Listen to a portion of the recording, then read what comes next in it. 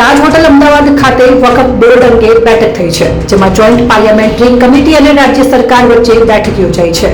તેમાં સરકારના પ્રતિનિધિ તરીકે ગૃહ રાજ્યમંત્રી રજૂઆત કરશે તથા વકફ બોર્ડ હટાવવા મુદ્દે Harsh Sanghavi joint parliamentary committee સમક્ષ રજૂઆત કરશે. રાજ્યની અગ્રણી મુસ્લિમ સંસ્થાઓને પણ કમિટી સાંભળશે.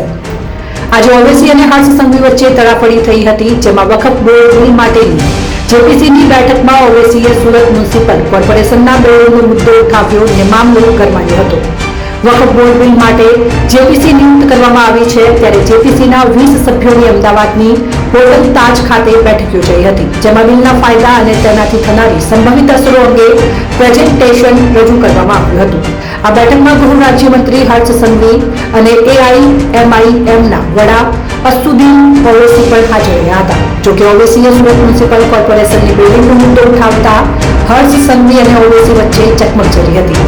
હર્ષ સંઘવીએ જણાવ્યું કે મેં જેપીસી કમિટી સામે સૂચનો મૂક્યા છે. રાજ્યના નાગરિકો સરકારના સૂચનો મૂક્યા છે. તમામ મુદ્દા રાજ્ય સરકાર તરફથી મુકાયા છે. નિયમ પ્રમાણે આ મુદ્દાઓની ચર્ચા ન થઈ શકે. વકફ બોર્ડ અંગે રાજ્ય સરકારે સૂચનો રજૂ કર્યા છે. અમદાવાદની તાજ હોટલમાં વકફ બોર્ડ અંગે બેઠકમાં કેન્દ્ર સરકારનો આ સરાહનીય પ્રયાસ છે.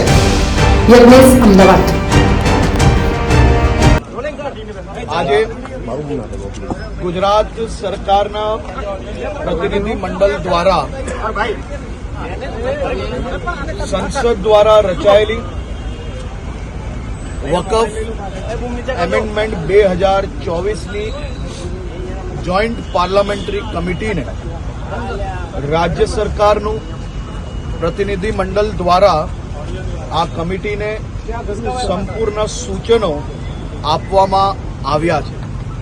જેપીસીના નિયમ પ્રમાણે સૂચનોના વિગતો આપણે શેર નથી કરી શકતા, પરંતુ પ્રત્યેક નાગરિકોના હિતમાં એમેન્ડમેન્ટના રાજ્ય સરકારના તમામ સૂચનો આજે આ જેપીસી કમિટીને રાજ્ય સરકાર દ્વારા આપવામાં આવ્યા છે. સૂચનોની સંપૂર્ણ માહિતી એ જેપીસીની કમિટીના નિયમ પ્રમાણે જેપીસી કમિટી દ્વારા સૌ મીડિયાને નિયમો મુજબ આપવામાં આવશે.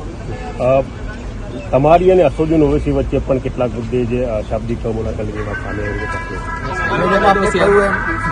જેપીસીની વાતો બહાર ના થઈ શકે, પરંતુ મારા રાજ્યના પ્રત્યેક નાગરિકોના હિતમાં જે વિષયો હતા એ મૂકવાની જવાબદારી મારી જે હતી એ મેં અદા કરી છે. રાજ્ય સરકાર દ્વારા આ સંપૂર્ણ બધા જ નાગરિકોના હિતના બધા જ મુદ્દાઓ આજે રજૂ કરવામાં આવ્યા છે.